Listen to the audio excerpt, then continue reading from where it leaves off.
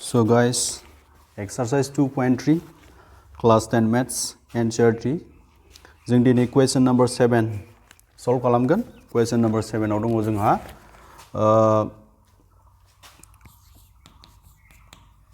बांबिदाब 6x to the power 4 plus 11x cube minus 7x square minus 15x minus 50 खौ गुबुन बांबिदाब 3x plus 7 जों राननायाव रानखोन्दाखौ minus 15 मोनबाय, रानगासे दिहुननांगौ.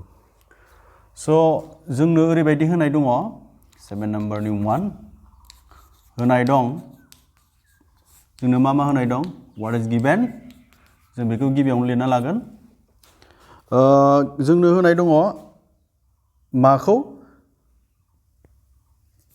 बांबिदाब पलिनोमियल बेसेबां बियो? 6x to the power 4 plus 11x cube minus 7x square minus 15x minus 50 खौ नैबे पलिनोमियल को 6x to the power 4 plus 11x cube minus 7x square minus 15x minus 50 बे पलिनोमियल को बे बांबिदाब को माजों डिवाइड खालामदोंनो 3x plus 7 जों माजों डिवाइड खालामदों gx ओके बे जाबाय जोंहा मा रानजाग्रा this is dividend बे जाबाय रानजाग्रा बे जाबाय रानग्रा that is divisor रानग्राखौ बेसे होनाय दङ माजों रानदोंनो 3x plus 7 जों रानदों नैबे बिदाबखौ बेजों रानदों okay 6x to the power 4 plus 11x cube minus 7x square minus 15x minus 50 बे बिदाबखौ नैबेजों डिवाइड खालामदोंनो 3x plus 7 जों डिवाइड खालामोब्ला जोंहा मा मोनो रानखोन्दा जायखौ जोङो रिमाइन्डार होनना बुङो okay reminder for English medium reminder होननानै बुङो आरो बेखौ माजों होनाय जायो rx बे बेसेनो -15 नो बेसे -15 होमबा जों माखौ दिहुननांगौ रानगासै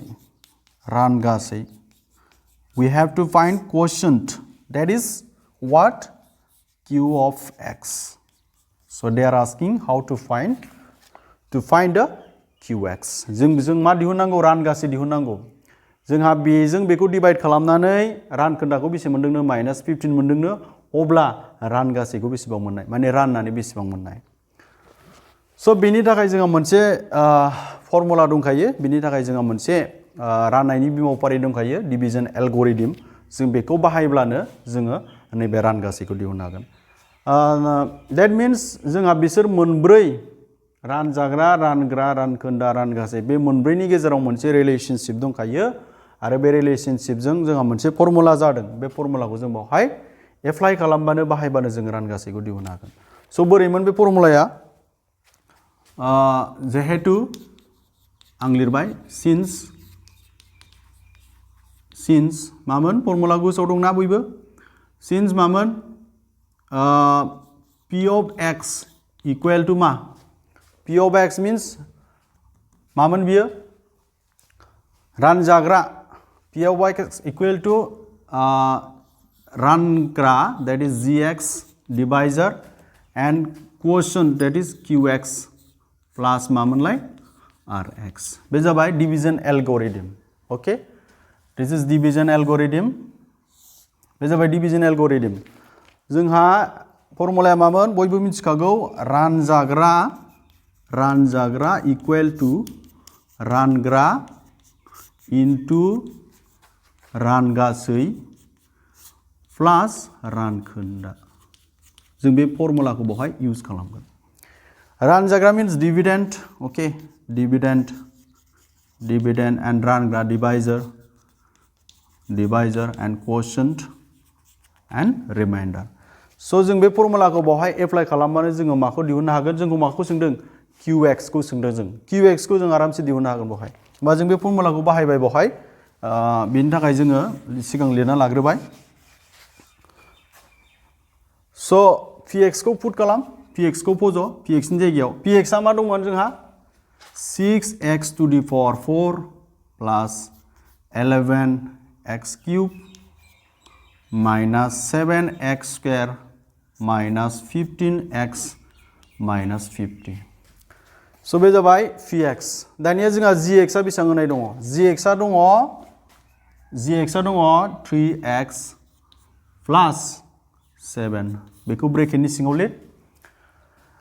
qx खौ जों दिहुननांगौ, ओंखायनो जों qx खौ qx नि दोनबाय.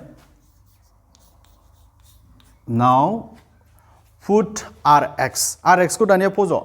rx नि भेलुआ बेसेबां? minus 15. Okay. So minus 15 मोन बियो. मा जागोन बियो? minus 15 मोन. होमबा जोंहा डाइरेक्ट लिरबा मा जागोन बियो? प्लास माइनास मा जागोन बियो? minus 15. प्लास माइनास मा जागोन? minus 15 जागोन. Okay. होमबा जों दानिया सल्व खालामनोब्ला जों माखौ दिहुनथिनदों? जोंखौ मा दिहुनथिनदों? qx खौ दिहुनथिनदों. जोंखौ qx खौ दिहुनथिनदों. माखौ दिहुनथिनदों? what to find बेखौ जेब्लाबो हारसिङै दोन. qx खौ जों जेब्लाबो हारसिङै दोनगोन, मानो होनबा जों qx नि भेलुखौ दिहुननांगौ दङ. बा qx नि भेलुखौ जों बिथिंल' लाखिसिगोन. बा qx नि भेलुखौ जों बिथिंल' लाखियोब्ला जों माखासेखौ बिथिं बारहोजोबनांगोन. ओके? सो देयर इज नो ब्रेकेट हियर. बेवहाय ब्रेकेट गैया. होमबा जों बेखौ बिथिं बारहोजोबसै. बेखौ बिथिं बारहोजोबनायनि सिगां जोंहा मा जागोन? जों 15 खौ बारहोग्रोना लानि. होमब्ला जोंहा बिथिं मा दङ? मा दङ बिथिं? बिथिं बे दङ. जेरै दङ बेखौ बिदिनो लिरबाय जों. ओके. स' माइनास 15 खौ जों बिथिं बारहोबा मा जागोन? माइनास 15 खौ जों बिथिं बारहोयोब्ला प्लास 15 जागोन. बिथिं मा थागोन जोंहा? 3x plus 7 and qx. जों सोरनि भेलु दिहुननो थांगासिनो दङ? जोङो qx नि भेलु दिहुननो थांगासिनो दङ. होमबा जोंहा qx आ हारसिङै थाथारनांगोन.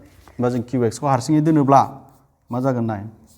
6x to the power 4 plus 11x cube minus 7x square minus 15x. बिसोर मोननैजों मा जागोन?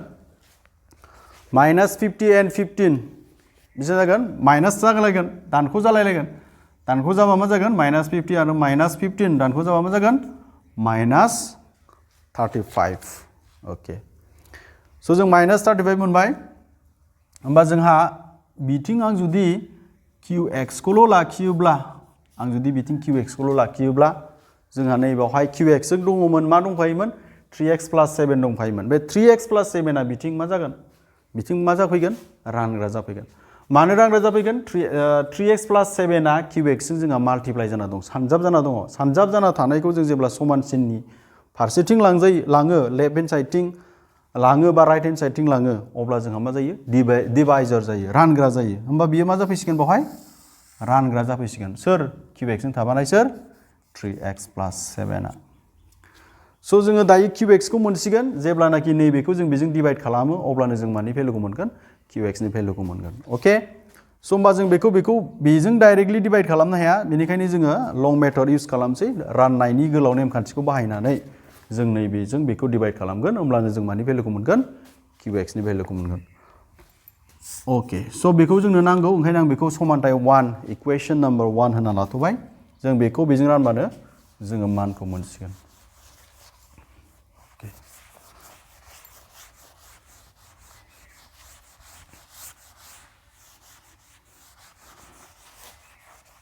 स' बोरै रानोमोन? बे राननायनि गासै कनसेप्टखौ बुजिनो थाखाय आंनि बे भिडिअनि डिसक्रिपशननि गाहायाव लिंक होनाय दंखायो. बावहाय थांनानै नायहै. बे एक्सारसाइजनिनो कुवेश्चन नम्बर 1 एन्ड कुवेश्चन नम्बर 2 बेखौ मोजाङै नाय. होमब्लानो नों बे राननायखौ बोरै मोन्दों, बे राननाया बोरै रानो, बे गासिखौबो बुजिनो मोनगोन. स' जों दानिया माखौ डिभाइड खालामनांगौ? 6x to the power 4 plus 11x cube minus 7x and 7x square, yes, and minus 15x आरो जोंहा मा दंबावो? minus 35. जों बेखौ माजों डिभाइड खालामनांगौ? 3x plus 7 जों डिभाइड खालामनांगौ. डिभाइड खालामोबा जों बेसे मोनो नायनि.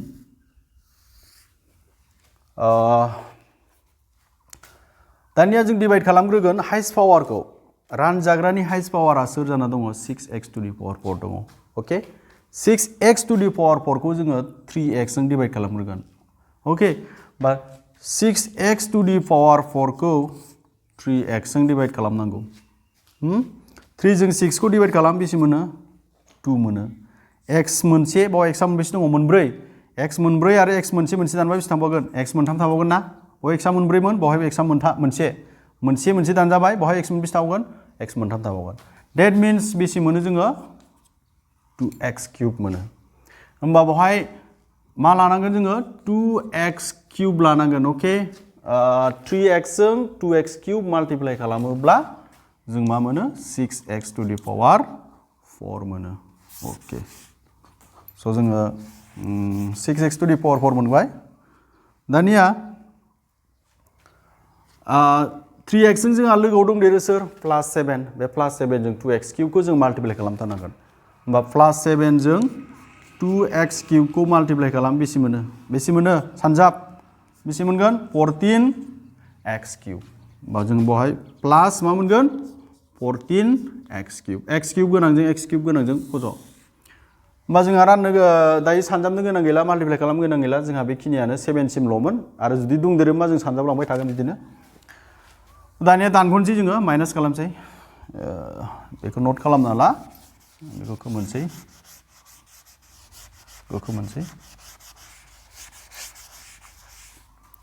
स' माइनास खालामबा जोंहा मा जागोन माइनास 35 गोजौनि माइनास 35 बा 35 आनो फैगोन माइनास 15x आ माइनास 15x आनो फैगोन मा दङ बाहाय माइनास 7x स्क्वायर गोजौनियाव थानाया बेनो बे थागोन नाथाय नैबे गाहायाव थानायाल'सो जोंहा चेन्ज जागोन होमबा बे मा जागोन माइनास जागोन बे मा जागोन माइनास जागोन नायदो दानिया 11x क्यूब मोनसेया बे प्लासमोन खिन्थु माइनास बे माइनासखौ सोलासिगोन जों 14x क्यूब मोनसेया प्लास मोनसेया माइनास मोनसेया प्लास मोनसेया माइनास सोर बारा जाना दङ मिथिखादों 14x क्यूबआ बेसेबां बारा जाना दङ मोनथाम बारा जाना दङ 3 माइनास 3x क्यूब बारा जाना दङ राइट माइनास 3x क्यूब बारा जाना दङ बेसोर मोननैजों माइनास खालामलायबा थारमाने बेसेबां मोनो माइनास 3x क्यूब मोनो ओके माइनास 3x क्यूब मोनबाय जोङो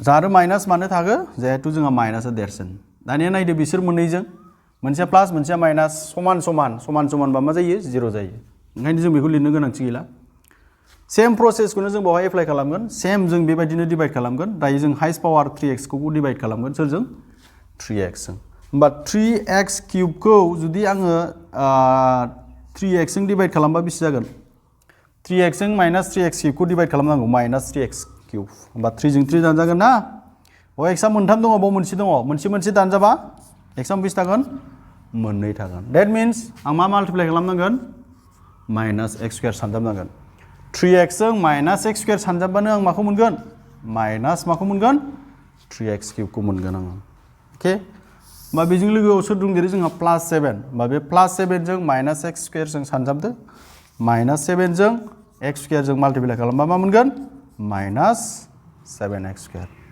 Finally, we have obtained minus 7x square.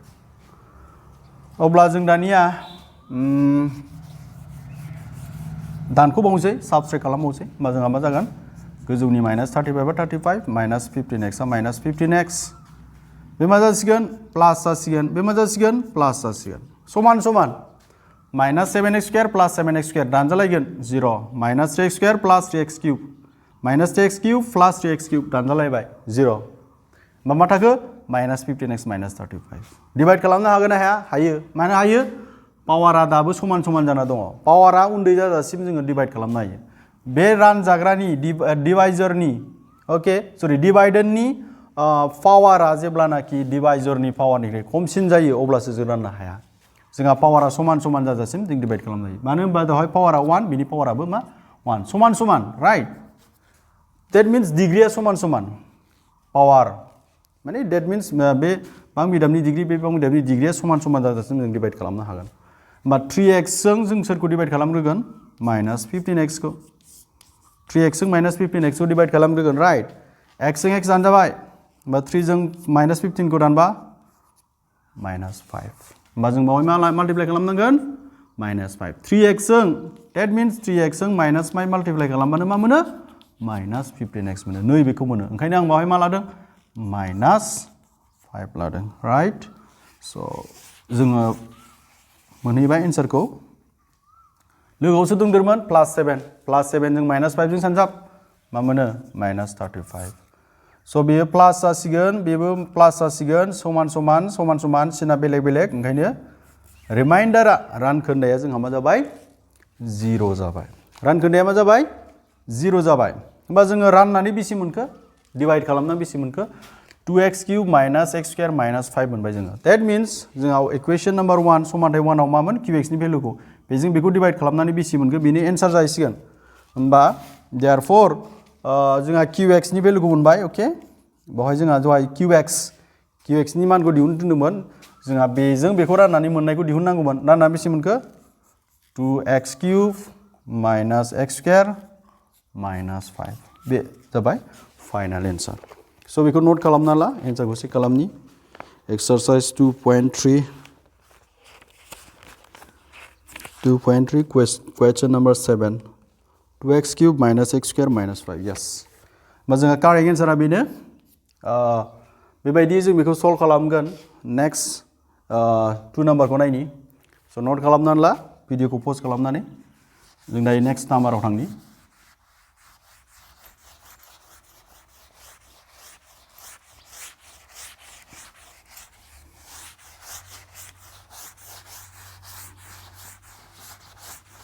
स'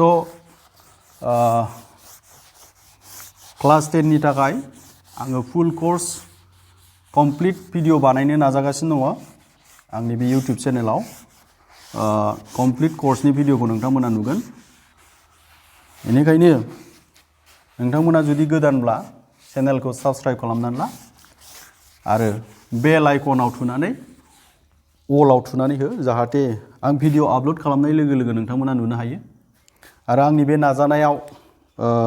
नाजानायनि गेजेरजों एसेब्लाबो बर' मिडियाम आरो बर' मिडियाम बा बर' गथ'फोर जाय माने इंलिश मिडियामाव फरायदों बिसोरबो बे भिडिअनि गेजेरजों बेनिफिट लानो हागोन मुलाम्फा मोननो हागोन होननानै आं आसा खालामो जायखिजाया हक जोङो दायो 2 नाम्बारखौ नायनि 2 नाम्बाराव दङ मोनसे बां बिदाबखौ x स्क्वायर माइनास 2 जों राननायाव रानगासैखौ x स्क्वायर प्लास 5x माइनास 2 आरो रानखोन्दाखौ माइनास x प्लास 14 मोनबाय बां बिदाबखौ दिहुननांगौ स' कुइसनखौ मोजां फरायना ला नोंथाङा जुदि बे भिडिअखौ नायगासिनो दंबा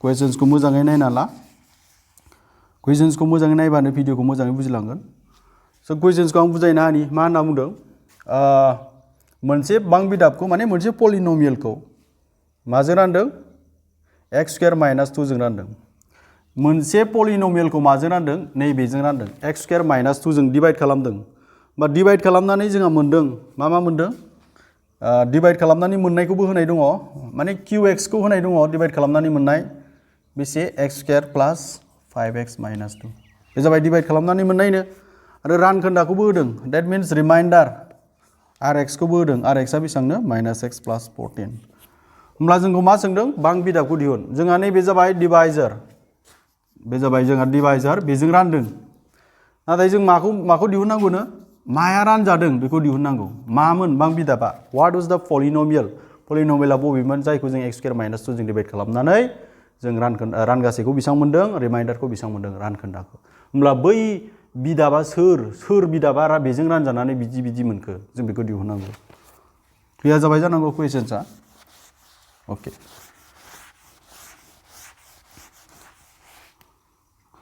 स' जोङो बावहाय जों मिन्थिया ओंखायनो हमना लानि हमबाय रानजाग्राया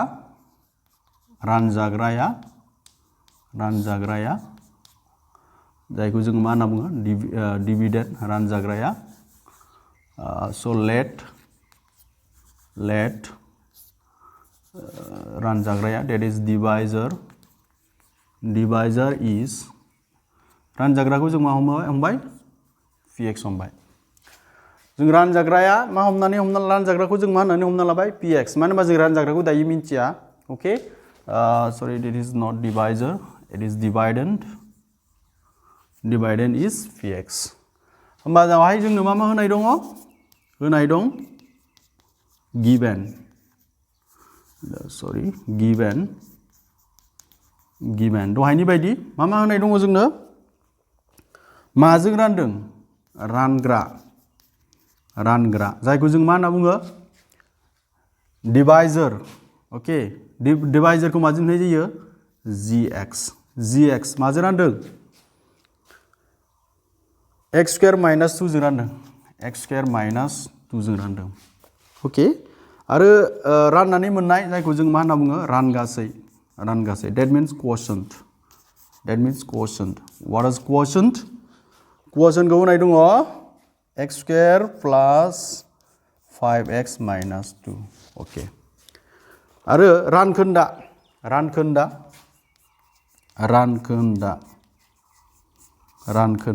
that is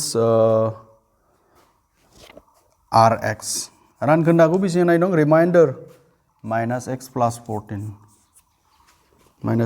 14 अब्ला जोङो माखौ दिहुननांगौ px खौ दिहुननांगौ जोङो px so same concept जों बेवहाय यूज खालामगोन सेम कनसेप्टखौ जों बाहायगोन सेम फर्मुलाखौनो जों बाहायगोन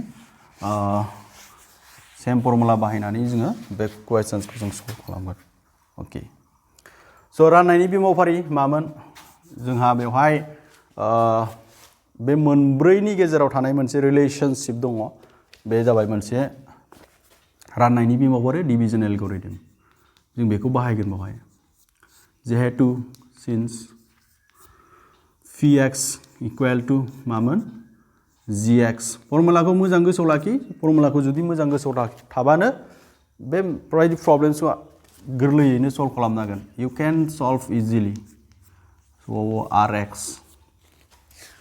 now put the values of px so we do not have px जोंहा px गैया ओंखायनो जों px खौ px आनो दोनबाय now gx okay gx आ बेसेबां x square minus 2 बे gx and qx खौ फोजोदो qx आ बेसेबां x square plus 5x minus 2 आरो rx आ बेसेबां minus x plus 14 okay so जोङो px खौ दिहुननांगौ जोंहा जायखौ दिहुननांगौ बे हारसिङैनो दंखायो जायखौ दिहुननांगौ जों बेखौ जेब्लाबो हारसिं दोननांगौ इक्वेलनि बैथिंजाय दोनो ना बिथिंजाय दोनो नोंनि गोसो होमबा जों बिथिं दंखायो हिसाबै जों बिथिंनो दोनबाय ओके स बिसोर मोननैजों मा जागोन माल्टिप्लाइ जागोन बिसोर मोननैजों जोंहा सानजाब जागोन ब्रेकेटखौ बोखारबा जोंहा प्लासजों माइनासजों माइनास जागोन प्लासजों प्लास जागोन जों बिसोर मोननैजों माल्टिप्लाइ खालामग्रोनि जिहेतु जोंहा gx आरो qx जोंहा माल्टिप्लाइ जाना दं सानजाब जाना दङ जों बिसोर मोननैखौ सानजाबग्रोनि सानजाबा माबायदि सानजाबो मिथिखायो नङा होमबा x स्क्वायरआ बे मोनफ्रोमजोंबो सानजाब जागोन थिग बेबायदिनो माइनास 2 आबो बेजोंबो सानजाब जागोन ओके होमबा जों x स्क्वायरजों सानजाबग्रोनोसै आङो x स्क्वायरजों x स्क्वायरखौ सानजाबग्रो x स्क्वायरजों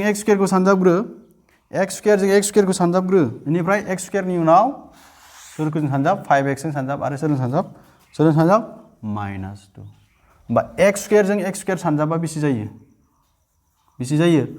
x square सानजाबा मा मोनो x to the power 4 x स्क्वायरजों 5x जों सानजाबा मा जायो 10x cube x स्क्वायरजों बेजों सानजाबा मा जायो 2x स्क्वायर मोनगोन सिना मा जागोन बे x स्क्वायरआ प्लास बेबो फ्लाइबा प्लास मा जागोन प्लास x स्क्वायरआ प्लास माइनास 2 आ 2 जों लोगोसे मा दं माइनास प्लास माइनास स बेखौ बुजिबाय जानांगौ x स्क्वायर सानजाबा x to the power 4 x square जों 5x जों सानजाबा 10x सरि एक मिनिट बे 5x स्क्वायर बानो 10 नङा x स्क्वायर जों 5x जों सानजाबा जोंहा 5x क्यूब आरो x स्क्वायर जों 2 जों सानजाबा जोंहा 2x स्क्वायर नाउ 2 नि दानिया 2 जों x स्क्वायर सानजाबा मा जागोन माइनास 2x स्क्वायर 2 जों प्लस 5x जों माइनास 10x माइनास 2 जों माइनास 2 प्लस 4 बुझिबाय जानांगौ माइनास 2 जों x स्क्वायर सानजाबा माइनास 2x स्क्वायर माइनास 2 जों प्लस 5x जों सानजाबा माइनास 10x माइनास 2 जों माइनास 2 प्लस 4 ब्रेकेट बोखारबा मा जागोन बियो minus x plus minus x plus plus 14. Okay. जों solve खालामनि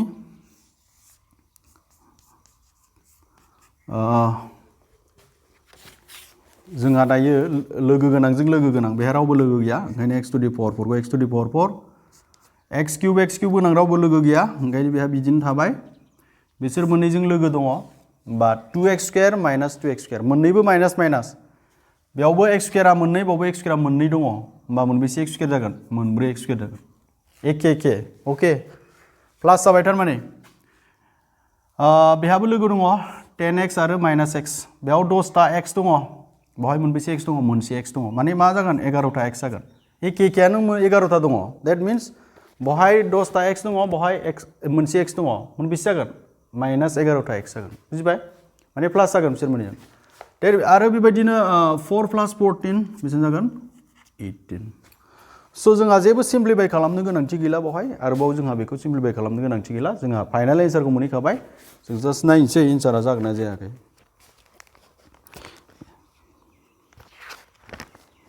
Exercise 2.3 question numbers 7 to 2x to the power 4 plus 5x cube minus 4x square minus 11x plus 18 बावहायथ' एन्सारा मिलायाखै gx आ बेसेबांमोन जोंहा x square minus 2 नायनि मायाव गोरोन्थि जादों x square plus 5x minus 2 बेनिफ्राय बियो दङ -x plus 14 होमबा जों px equal to मामोन जोंहा gx into qx plus rx gx आ बेसेबां x square minus 2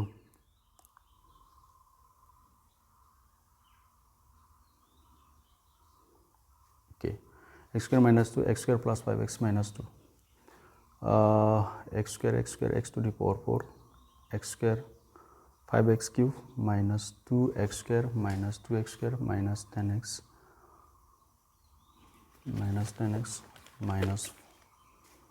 minus